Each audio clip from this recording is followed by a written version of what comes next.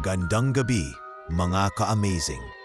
Welcome back dito sa inyong paboritong YouTube channel, Amazing AI TV Fusion and Tagalog Stories. Ako nga pala ang inyong tagapagkwento at ngayong gabi ay ihahatid ko sa inyo ang isang nakakakilabot na kwentong aswang. Ang pamagat ng ating kwento, ang mga batang walang anino. Handa na ba kayong matakot, mga ka-amazing? Sige, simulan na natin ang kwento. Sa paanan ng bundok Ilog Bato, may isang bayang tahimik, luntian, at tila hindi naabot ng ingay ng syudad. Dito matatagpuan ang Barangay San Roque, isang lugar na may matandang paaralan, ang San Roque Elementary School, kung saan nagsimula ang lahat. Napansin ni Ma'am Elena, isang veteranang guro ng ikatlong baitang na tuwing flag ceremony sa umaga, 3 estudyante sa kanyang klase ang walang anino. Hindi niya ito agad pinansin. Inisip niyang baka guni-guni lang ito, gawa ng sikat ng araw o posisyon ng liwanag. Pero araw-araw, pareho pa rin. Walang anino sina Turo, Maymay at Isko. Tahimik ang tatlo. Hindi nakikipaglaro sa ibang bata. Hindi rin nila kinakain ang baon na binibigay ni Ma'am Elena sa buong klase. Madalas pa'y nakatingin lamang sa bubong ng lumang paaralan, lalo na kapag tanghali, tila may inaabangan. Nang minsang tanungin ni Ma'am Elena kung bakit laging gutom ang tatlo pero ayaw nilang kumain ng kahit pandesal o itlog, sumagot si Maymay ng may malamig na boses. Hindi po masarap yan. Iba ang gusto naming kainin. Sa gabing iyon, sa bahay ng prinsipal na si Ginoong Abelardo, pinag-uusapan nila ang kakaibang asal ng mga bata. Hindi mo ba napapansin? Wala silang anino. Hindi sila lumalapit sa sinag ng araw. At tuwing may nawawalang pusa o inahin sa lugar natin, wala rin sila sa bahay nila, ani Ma'am Elena. Nagdesisyon si Ginoong Abelardo na imbestigahan. Sa tulong ng janitor na si Mang Cesar, naglagay sila ng mga CCTV sa paligid ng paaralan. Isa sa mga kamera ang itinapat sa harap ng bodega na hindi na ginagamit. Isang lugar kung saan madalas nakikita ang 3 bata tuwing hapon. Isang gabi, bandang 12:00, muling nawala ang alagang manok ni Aling Pina. Sabay nito, naaktuhan ng kamera ang kakaibang pangyayari. Ang 3 bata, isa-isang lumabas mula sa anino ng pader. Ang kanilang katawan niyong nagbago, lumiit, nangitim, at ang mga matay naging pula. Para silang maliliit na hayop na walang balahibo, nagmamadaling sumibat papalayo, direkta sa direksyong paakyat ng bundok. Kinabukasan, hindi makapaniwala ang guro at prinsipal sa kanilang napanood. Mga bata silang aswang, ngunit ang mas nakakatindig balahibo, wala silang ideya. Hindi nila alam kung paano sila. Sa mga sumunod na araw, sinubukan ni Ginoong Abelardo na kausapin ang mga magulang ng 3. Ngunit sa bawat bahay na pinuntahan niya, iisang kwento ang kanyang nakuha. Si Turo, si Maymay at si Isko, lahat sila'y ampon. Iniwan daw silang sanggol sa paanan ng bundok, 12 taon na ang nakakaraan. Walang sino man ang may alam kung sino ang tunay nilang magulang. Ngunit sa kwento ni Lola Nena, ang matandang albularyo ng barangay, may kakaibang kwento tungkol sa bundok ng Ilog Bato. Noong taong 2012, may nawala raw na buntis sa bundok. Pagkatapos ay may narinig na mga iyak ng sanggol sa tuktok ng gubat. Sabi nila kulto raw yon ng mga aswang. At nagsasagawa sila ng ritual upang muling itanim sa mga sanggol ang dugo ng kagat. Natigilan si Ma'am Elena. Ano pong ibig ninyong sabihin, Lola Nena? Tumitig sa kanya ang matanda. Yung mga batang yon, baka hindi nila alam, pero sila'y mga inanak ng dilim. Mula noon, naging mapagmatayag ang buong barangay. Ngunit mas lalo lang naging misteryoso ang mga bata. Si Turo ay nagsimulang makipag-usap sa isang boses na naririnig niya sa gitna ng gabi. Maymay ay nagsusulat ng mga simbolong hindi maintindihan ng kahit sinong guro. At si Isko, nahuli ng kanyang kinakasama sa bahay nang umangatan ng hilaw na atay mula sa pusa. Habang palapit ang ika-13 kaarawan ng mga bata, mas lumalakas ang kakaibang enerhiya sa bundok. Maging ang mga halaman sa paligid ng paaralan ay tila naninilaw. Ang langit sa hapon ay hindi na bughaw, kundi kulay abot pula. At isang gabi, sa gitna ng ulan, may nakita si Mang Cesar sa ilalim ng punong acacia sa gitna ng paaralan. 3 anino na hindi kabilang sa katawan ng mga bata, ang dahan-dahang umahon mula sa lupa. Ngunit sa pagkakataong ito, ang 3 bata ay gising na. Gising na gising. Gabi ng Biyernes. Ang mga alon ng ulan ay bumubunggo sa bubong ng paaralan at ang hangin ay tila may dalang panaghoy mula sa kagubatan. Sa ilalim ng punong acacia, 3 nilalang ang unti-unting umahon mula sa lupa. Anino sila, itim, mababa, mahaba ang mga kuko at kumikislap ang mga mata sa kadiliman. Nanlaki ang mga mata ni Turo, para bang may bumubulong sa isip niya. Hindi niya maintindihan, pero nauunawaan niya. Parang tinig ng matandang babae na parang pamilyar pero hindi niya maalala. Anak, halika, panahon na. Naglakad siya palapit sa mga anino, hawak sa magkabilang kamay sina Maymay at Isko. Hindi sila natatakot, hindi rin sila natutuwa. Para bang hinihila sila ng isang puwersang matagal nang natutulog sa kanilang loob. Nang makalapit sila sa anino, bigla itong pumulupot sa kanilang mga paa, paakyat sa katawan, hanggang sa tuluyan silang nilamon. Isang iglap lang, naglaho silang 3. Kinabukasan, Sabado, 6:00 ng umaga. Nagising si Ma'am Elena sa ingay ng mga batang naglalaro sa kalsada. Pero may isang batang umiiyak sa harap ng gate ng paaralan. Si Anya, kapatid ni Turo sa ampon. Ma'am, wala po si Kuya. Hindi po siya umuwi kagabi. Agad silang nagpunta sa bahay ni na Maymay at Isko. Pareho rin ang kwento. Nawawala ang mga bata. Isang search party ang nabuo. Naglibot ang barangay tanod, si Ginoong Abelardo at ilang guro sa paanan ng bundok. Pero sa kalagitnaan ng paghahanap, may natagpuan silang kakaiba sa likod ng paaralan. Isang bilog na altar. May mga bangkay ng pusa, manok at mga hiwang dahon na may simbolo ng mga sinaunang baybayin. Hindi to gawa ng tao. Bulong ni Mang Cesar habang nag-aantanda. Biglang bumigat ang hangin. Ang paligid ay tila tumigil. Mula sa malayo, may narinig silang alulong. Hindi ng aso, kundi ng mga batang umiiyak, sabay sa pagtili ng kung anong nilalang mula sa ilalim ng lupa. Mabilis ang naging kilos ni Ginoong Abelardo.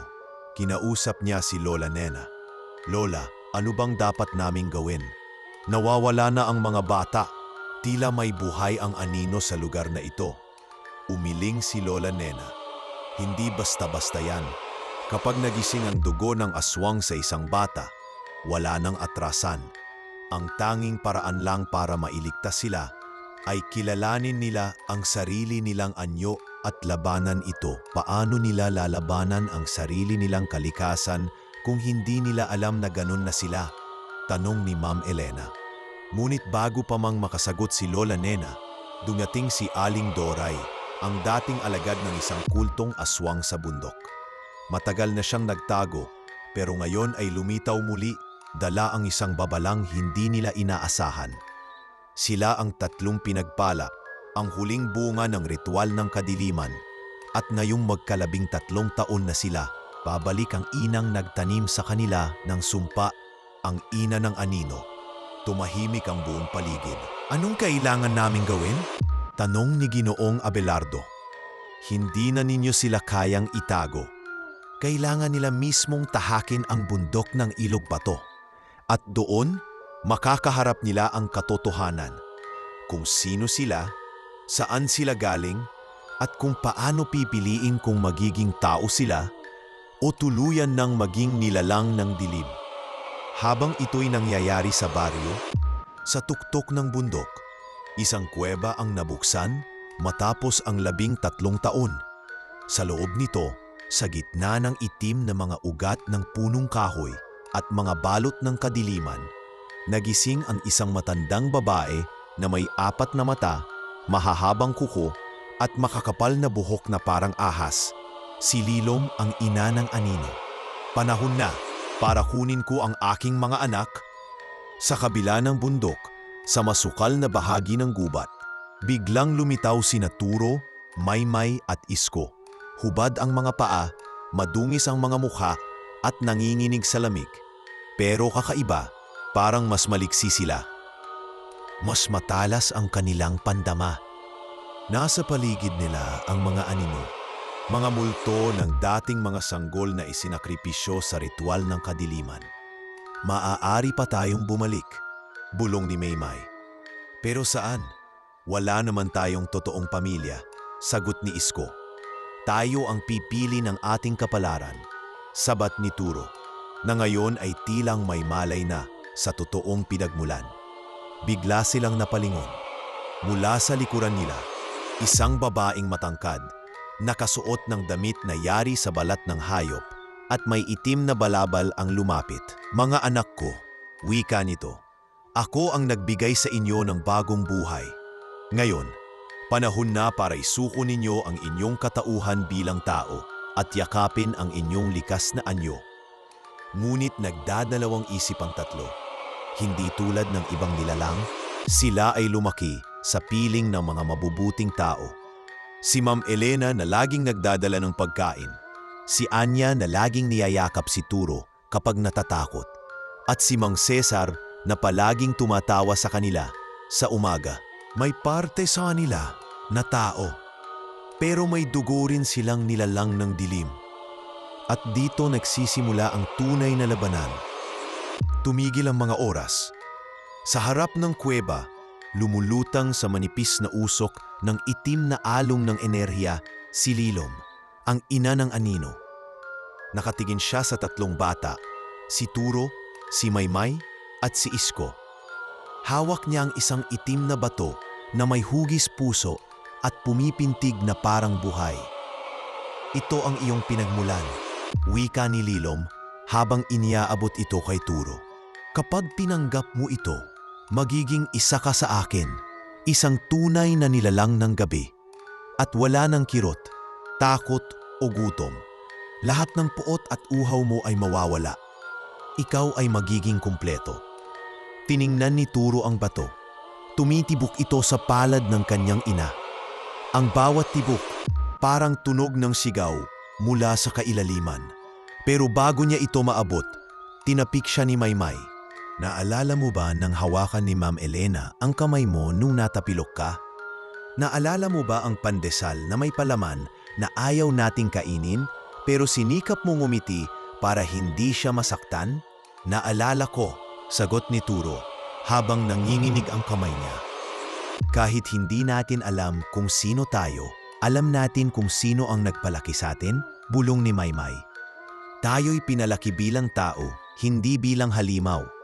Biglang tumawa si Lilom, isang halakhak na parang sumabog sa buong kagubatan. Ang mga punong kahoy ay tila yuyuko sa lakas ng kanyang tinig. Tumalsik ang mga uwak mula sa mga sanga at lumipad palayo umiiyak. Mga hangal na bata, sigaw ni Lilom. Hindi ninyo matatakasan ang inyong dugo. Ang sumpa ng dilim ay nasa inyong laman. At kung hindi ninyo ako sasamahan, ako mismo ang pupunta sa bayan ninyo. At lulunurin ko sa anino ang lahat ng nagkukunwaring tao. Napatingin si Isko kay Turo. Hindi na to tungkol sa atin. Pati sila, sina Ma'am Elena, sina Anya, ang buong barangay, mapapahamak. Dahan-dahan silang umatras. Ngunit mula sa mga anino ng mga puno, isa-isang lumitaw ang mga alagad ni Lilong. Mga dating bata rin na tuluyang naging aswang. Ang mga katawan nila ay baluktot, ang palat kulay abo, ang mga matay walang puti, tila gutom at matagal nang naghihintay. Hindi na kayo makakaalis. Bulong ng isa sa mga alagad ni Lilong. Ayo'y nakatakdang sumama sa amin, pero bago sila maabot ng mga nilalang, isang liwanag ang sumambulat mula sa likod ng kagubatan. Mula sa paanan ng bundok, si Lola Nena ay lumitaw. Hawak ang bangkay na baston, isang sagradong kahoy na galing pa sa puno ng kalimbasog. Isang punong sinasabing itinanin sa ibabaw ng pusod ng lupa. Sa kanyang tabi, nakapila sina Ginoong Abelardo, Ma'am Elena, Mang Cesar, at ilang matatandang albularyo mula sa karatig na barangay. Tama na, sigaw ni Lola Nena. Hindi ninyo sila pagmamay-ari, Lilong. Ang mga batang yan ay bininyagan sa pag-aaruga, hindi sa takot. Isang matinding liwanag ang bumalot sa buong paligid at ang mga anino ay napaurong. Hindi pa huli ang lahat.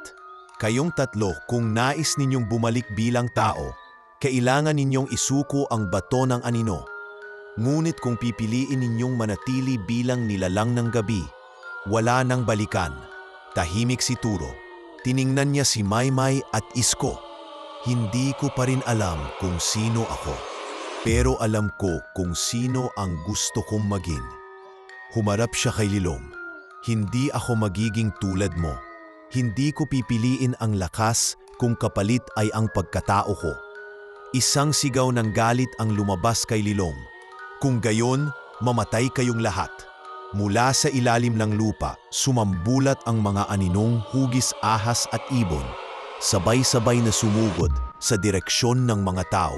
Sinalubong ito ni Lola Nena at ng mga albularyo gamit ang mga anting-anting, abo ng bulong dahon at dasal ng pagkakabasag ng anino. Nagkagulo sa kagubatan, sumiklab ang isang labanan sa pagitan ng liwanag at dilim. Si Ma'am Elena, kahit takot, ay tumakbo papunta kay Turo. Turo, bumalik na tayo. Pwede pa. Pero si Turo, habang binabato ng anino ng isang nilalang, ay yumakap sa kanya. Salamat po, ma'am. Dahil hindi ninyo kami tinrato na halimaw, binigyan ninyo kami ng dahilan para lumaban. Habang lalong lumalakas ang labanan, biglang nagliwanag ang katawan ni Maymay. Ang mga simbolo na kanyang iginuhit noon sa notebook niya ay nagsimulang sumayaw sa hangin. Mga sinaunang baybayin na nagiging sagradong panlaban sa mga nilalang ng anino. Isko naman ay tumalon sa gitna ng mga kalaban. Hinampas ang isa sa mga nilalang gamit ang itim na bato. Ngunit sa halip na gamitin ito sa kasamaan, binasad niya ito sa lupa. Ang bato ay sumabog sa sinag ng araw na bigla ang lumusot sa ulap. Tumili si Lilong. Hindi pa tapos ito. Kahit anong gawin ninyo, dala nyo pa rin ang dugo ko. Turo, Maymay at Isko ay tumayo sa harapan niya, sabay-sabay nagsalita. Maaring galing kami sa iyo, pero hindi ikaw ang magtatakda ng kapalaran namin. Isang matinding liwanag ang bumalot sa buong paligid. Nagsimulang matunaw ang katawan ni Lilong. Ang mga anino ay nagkawatak-watak at naglaho sa hangin. Tumigil ang ulan. Nagsimulang bumalik ang kulay ng langit sa bughaw. Sa pagkakatigil ng lahat, bumagsak si Turo sa lupa. Pagod, nanginginig. Lumapit si Anya, yakap siya ng mahigpit. Kuya, salamat po. Lumingon si Turo kina Maymay at Isko. Sa kabila ng lahat, naroroon pa rin sila. Humihinga, nabubuhay. Mga bata pa rin, hindi na halimaw. Ngunit sa ilalim ng lupa, sa pinakailalim ng kuweba ng ilog bato, isang hininga ang umalpas. May mata pang dahan-dahang bumukas. Hindi pa ito ang wakas. Lunes ng umaga. Akala ng lahat ay tapos na ang bangungot. Sa muling pagbubukas ng San Roque Elementary School, tahimik ngunit may bahid ng takot ang mga mukha ng mga guro at estudyante. Piniling ipagpatuloy ang normal na takbo ng klase, pero alam ng karamihan na may nangyaring kakaiba at hindi ito basta-basta mawawala sa alaala. Si Turo, Maymay at Isko ay bumalik sa klase. Ngunit may mga matang palihim na tumitingin sa kanila. May ilan sa mga bata ang natatakot. May ilan ang naiinggit sa kapangyarihan na umalingasaw sa kanila. Ngunit higit sa lahat, may mga matang nagmamasid mula sa labas ng eskwelahan. Mga matang hindi pagmamay-ari ng tao. Nasa silid-aralan, napansin ni Ma'am Elena na si Isko ay parang laging wala sa sarili. Umipikit ito at tila may kinakausap. Minsang tinanong niya, ngumiti lang ito at sabay sabing, "Ma'am, may naririnig po ulit ako." Samantala, sa liblib na bahagi ng bundok, si Lola Nena ay humuhukay ng lupa sa paanan ng punong kalimbasog. Wala na ang anino ni Lilong, ngunit may naiwan itong bakas, isang balon na may asul na apoy sa ilalim, at sa paligid nito, may mga sira-sirang kasulatan na tila lumang panata. Doon niya natuklasan ang isang sulat na may banggit, hindi si Lilong ang huling kadiliman, kundi ang ina ng kanyang ina, si Gatlawin, ang aninong walang anyo. Nagpatawag agad ng pulong si Lola Nena kasama ang iba pang tagapangalaga ng lihim. Si Namang Lando mula sa kabilang baryo ng Pagsanhan, Albularyong Sita ng ibabaw ng gabi, at si Padre Julio, ang dating paring binawian ng pananampalataya matapos masaksihan ang isang pagsanib ng demonyo sa loob ng kumbento sa Mindoro.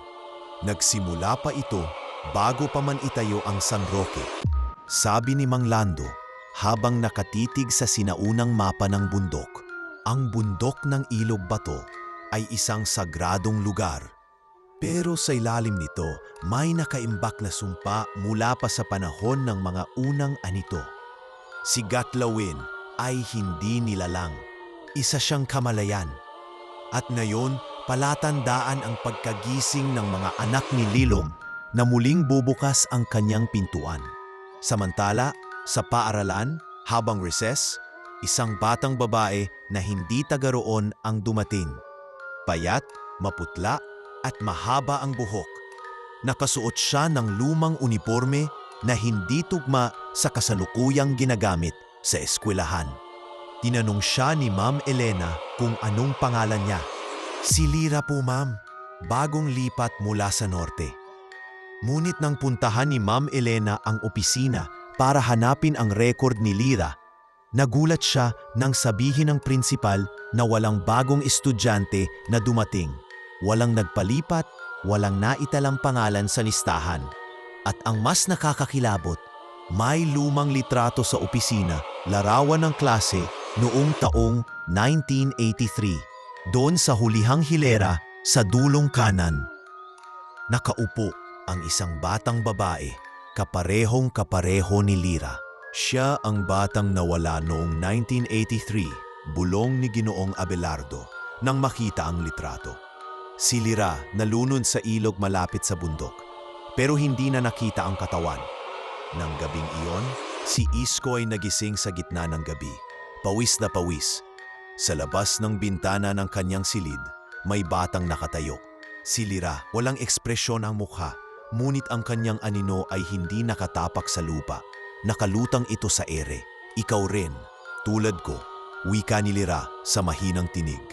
"Pero hindi ka pa buo, hindi pa kayo buo." Biglang nagdilim ang paligid. At mula sa likod ni Lira, lumitaw ang aninong mas malaki, mas matalim at walang mukha.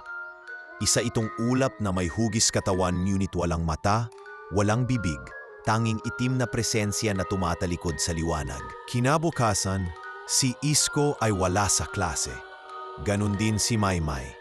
Turo lamang ang dumating, tahimik at balisa. Inutusan ni Ma'am Elena ang mga tanod na sunduin ang mga bata, pero pagdating sa bahay nila Isko, nakita nilang magulo ang loob. May mga gasgas sa pader at ang mga gamit ay nagkalat. Sa ibabaw ng mesa, may dugo at isang sulat na gawa sa baybayin. Nagpasya si Turo na bumalik sa bundok. Alam niyang nandoon sina Maymay at Isko. Alam niyang may bumabalik, ngunit hindi niya alam kung may babalik pa sa kanila. Sa paglalakad niya pataas, Nadama niya ang lupang parang humihinga. Ang bawat hakbang ay may bulong. Turo, anak ng anino, ikaw na ang susi. Pagkarating niya sa gitna ng kagubatan, nakita niya si Lyra, nakaupo sa ibabaw ng isang batong hugis puso. Nakapalibot sa kanya ang mga lumang alagad ni Lilong. Ngayon ay mukhang bangkay, ngunit gumagalaw. Hindi mo sila maililigtas, ani Lyra. Kung hindi mo kilalanin ang bahagi mo sa dilim, ang kapangyarihang iniwan sa iyo ni Lilom ay tulay lamang. Kay Gatlawin, biglang lumindol, bumukas ang lupa. Mula sa kailaliman, lumabas ang isang bagay na hindi maipaliwanag. Parang usok, parang katawan, parang alon. Walang mata, ngunit nararamdaman ang tingin. Walang bibig, pero naririnig ang tinig. Ako ang pinagmulan, ako si Gatlawin. At kayo ay pabalik sa akin. Sa isang iglap, nalaglag si Turo sa kailaliman. Isang malawak na guwang sa ilalim ng bundok. Doon nakabitin sa hangin sina Maymay at Isko. Tulog, ngunit tila sinasakop ng anino ang kanilang isip. Kung gusto mo silang mabuhay, sumama ka sa akin. Ngunit sa puso ni Turo, may apoy pa rin ng liwanag. Isang bulong mula sa kanyang alaala. Si Anya, si Ma'am Elena, ang tawa ni Mang Cesar, ang yakap ni Maymay, ang tapang ni Isko. Hindi kami sayo nabibilang. Lumakas ang liwanag sa kanyang katawan. Tumayo siya sa ibabaw ng anino. At sa isang iglap, bumalot sa kanya ang liwanag mula sa sagradong baston ni Lola Nena, na inihulog niya mula sa taas ng bundok. Sumambulat ang enerhiya, umatras si Gatlawin. Nagsimulang bumukas ang daan palabas. Ngunit bago pa man sila makalabas, may isang sigaw mula sa loob ng guwang. Turo, may isa pa kayong kapatid, hindi pa siya gising. At siya ang pinakamapanganib sa inyong lahat.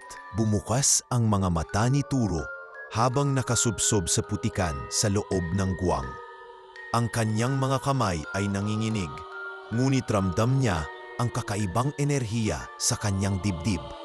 Parang may sumabog na apoy na hindi lamang nagpapalakas sa kanya, kunding nagpapalinaw rin ng kanyang isipan. Sa kanyang harapan, nakatayo si Maymay at Isko, unti-unting bumabangon.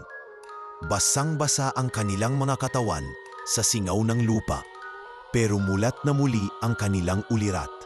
Turo, anong nangyari? Tanong ni Maymay. Halos bulong. Ginising nila tayo, sagot ni Turo habang tinutulugan silang makatayo. Pero hindi pa tapos ang lahat.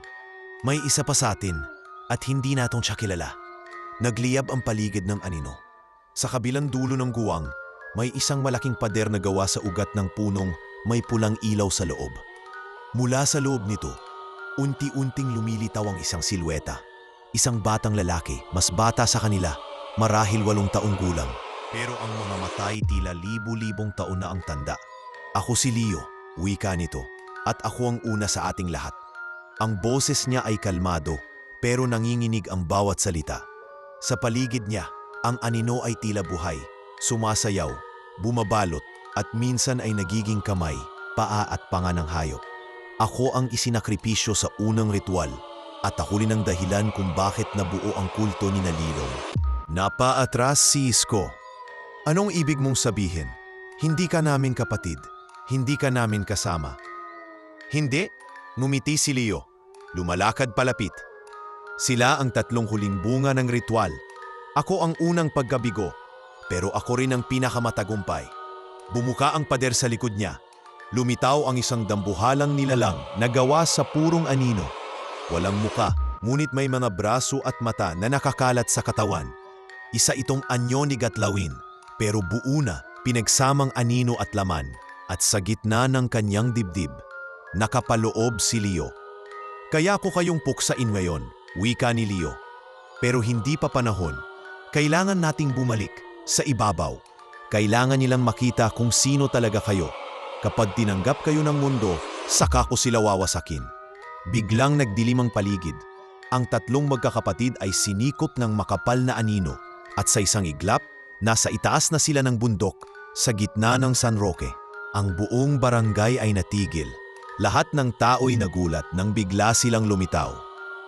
Sa langit, makapal na ulap, kulay itim, umiikot sa itaas ng bundok. Umuugong ang hangin. Lumingon si Turo at nakita ang buong bayan.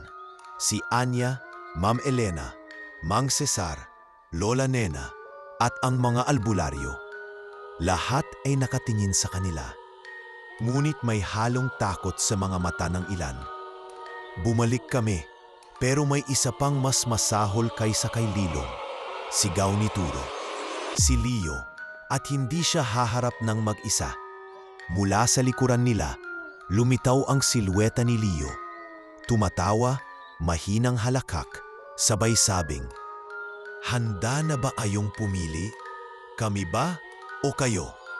At doon nagsimula ang pagputok ng lupa. Mula sa iba't ibang sulok ng bayan, may mga taong nagsimulang sumigaw.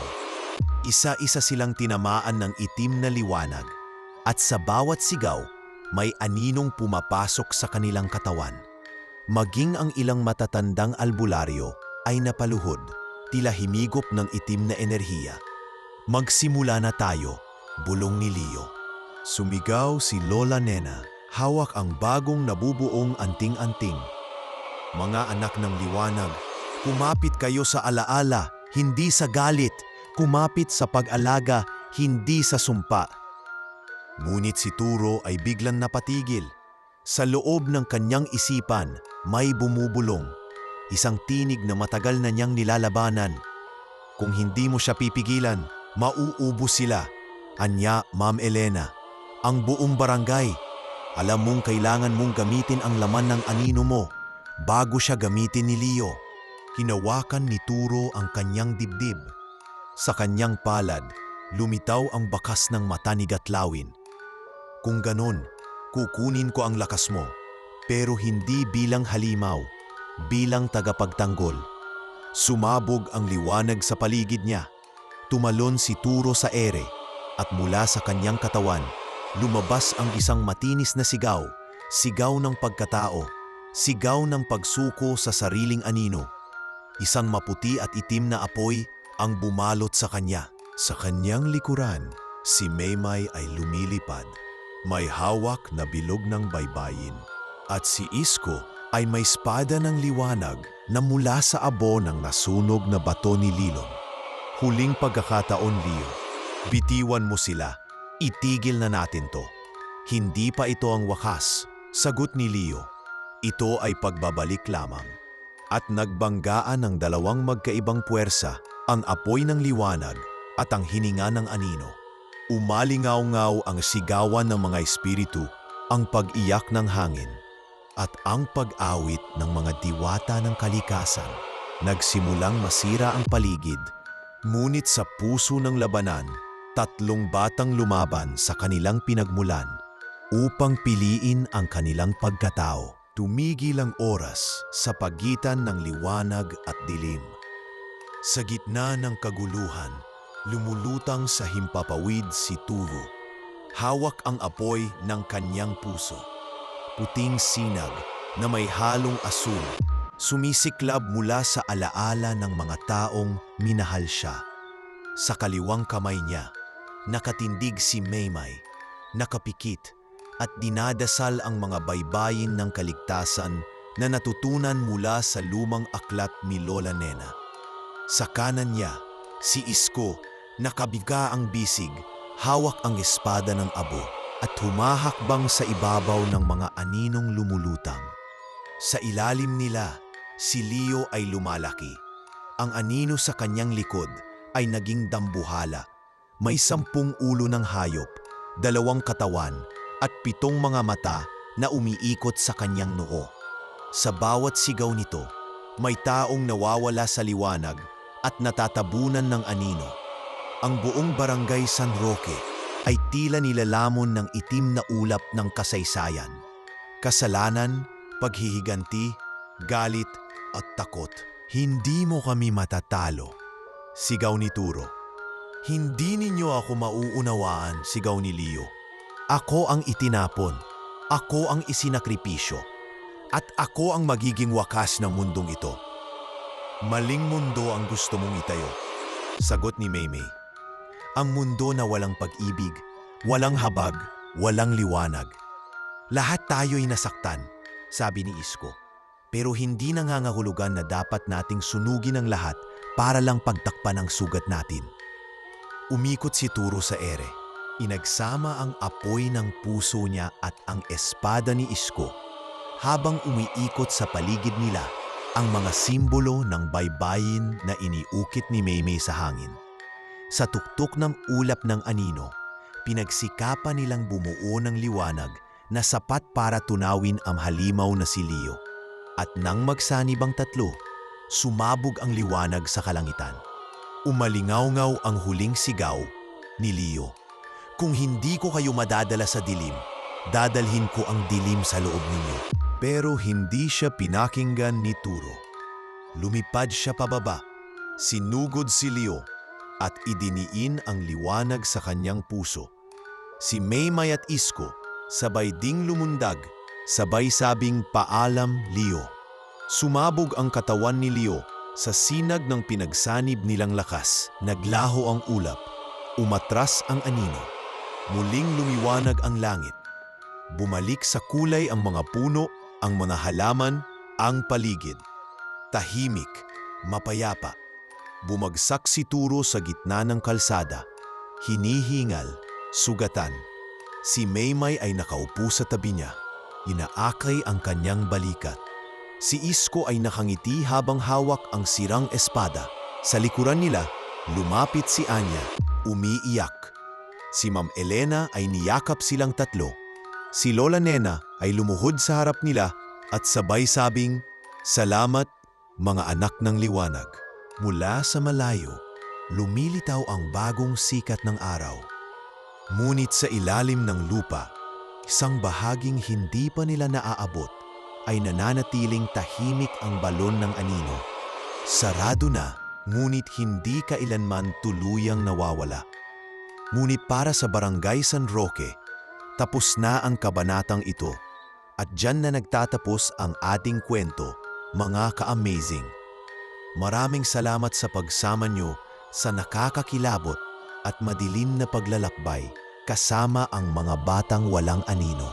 Kung nagustuhan ninyo ang kwentong ito, huwag kalimutang i-like, i-share, mag-comment at mag-subscribe dito sa Amazing AI TV Fusion and Tagalog Stories para sa mas marami pang kwentong kahindik-hindik at katatakutan na tiyak tatatak sa inyo. Ako po ang inyong tagapagkwento at hanggang sa muli nating pagkikita, hanggang sa susunod nating kakatakutan, mga ka-amazing, paalam at ingat sa dilim.